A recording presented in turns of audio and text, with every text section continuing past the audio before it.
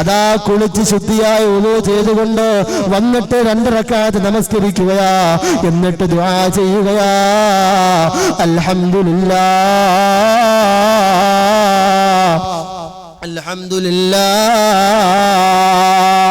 എന്ന് പറഞ്ഞുകൊണ്ട് യാഫി തങ്ങൾ കരഞ്ഞിട്ട് അല്ലാഹുവിനോട് ദുആ ചെയ്യുകയാ.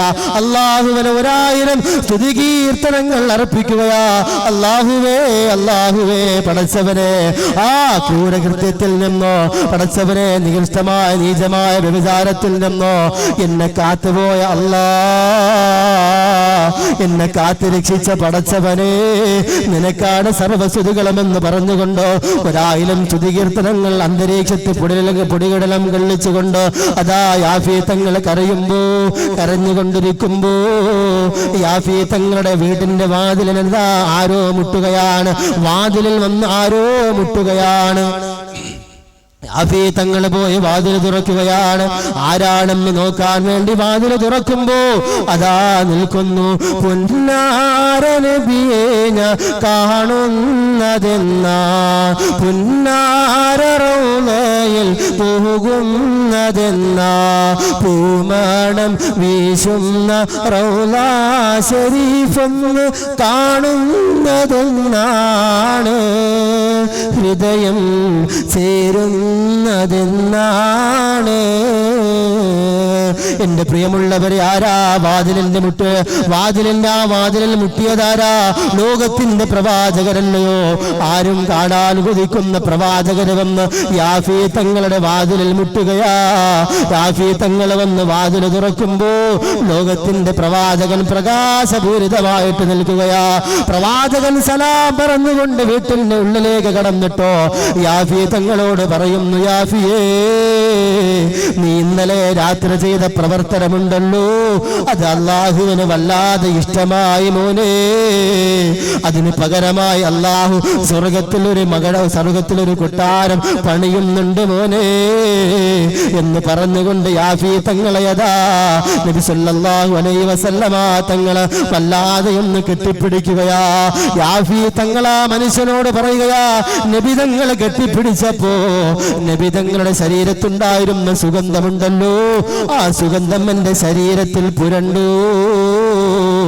ആ അന്ന് പുരണ്ട മണമുണ്ടല്ലോ ഇന്നേവരെ മാഞ്ഞു പോയിട്ടില്ല. ആ സുഗന്ധം ഇതേവരെ നശിച്ചു പോയിട്ടില്ല എന്ന് ബഹുമാനപ്പെട്ട യാഫി തങ്ങൾ പറഞ്ഞുവെങ്കിലോ, എന്റെ പ്രിയമുള്ള ചെറുപ്പക്കാരാ, നിനക്ക് കഴിയോ ഒരു സുന്ദരിയായ പെണ്ണ് വന്ന് നിന്നെ മാടി വിളിക്കുമ്പോ, നിന്നെ വന്ന് എന്തിനെങ്കിലും വേണ്ടി ക്ഷണിച്ചു കഴിഞ്ഞാ അല്ലാഹുവിന്റെ റസൂല് പറയുന്നു, ഇന്നി അഖാഫുല്ലാഹ്, അല്ലാഹുവിനെ ഓർത്തുകൊണ്ട് പേടിച്ചുകൊണ്ടാ പെണ്ണിന്റെ കുതന്ത്രത്തിൽ നിന്ന് പിന്മാറിപ്പോയാ അല്ലാഹു നിനക്ക് തരുന്ന പ്രതിഫലം എന്തെന്നറിയോ? അതാർക്കും കൊടുക്കാത്ത പ്രതിഫലമാ.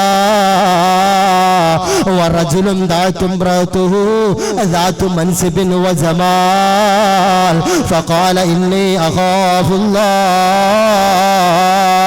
അല്ലാഹുവിനെ ഭയന്നുകൊണ്ട് ആ പെണ്ണിന്റെ കുതന്ത്രത്തിൽ നിന്ന് കുതറി മാറി ഓടിയ സഹോദരാ, ചെറുപ്പക്കാരാ, നിനക്ക് അല്ലാഹു തരുന്ന പ്രതിഫലമതാ അർശിന്റെ തണലാണ് മോനെ. ആർക്കും കൊടുക്കാത്ത, ഒരു ഭാഗ്യവാന്മാർക്കും കൊടുക്കാത്ത നിനക്ക് തരുന്ന ആ ഭാഗ്യമുണ്ടല്ലോ, അത് അല്ലാഹുവിന്റെ അർശിന്റെ തണലാണ്. അത് വാങ്ങിക്കണ്ട ചെറുപ്പക്കാരാ. അതുകൊണ്ടൊരു പെണ്ണിന്റെയും സൗന്ദര്യത്തിലോ നീ മറിമടങ്ങി പോകല്ല ചെറുപ്പക്കാരാ.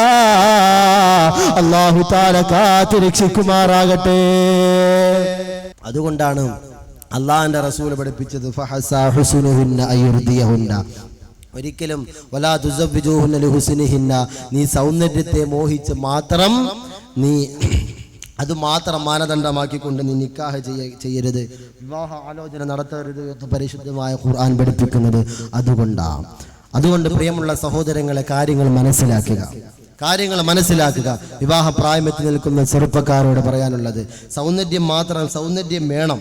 എന്നിട്ട് പ്രിയമുള്ളവരെ, അല്ലാഹുവിന്റെ റസൂൽ പഠിപ്പിക്കുന്നു, വലാ തുസവ്വിജൂഹുന്ന അലാ അംവാലിഹിന്ന, വെറും പണം മാത്രം മോഹിച്ചുകൊണ്ട് മാനദണ്ഡമാക്കിക്കൊണ്ടും ഒരിക്കലും നീ വിവാഹ ആലോചന നടത്താൻ പാടില്ല.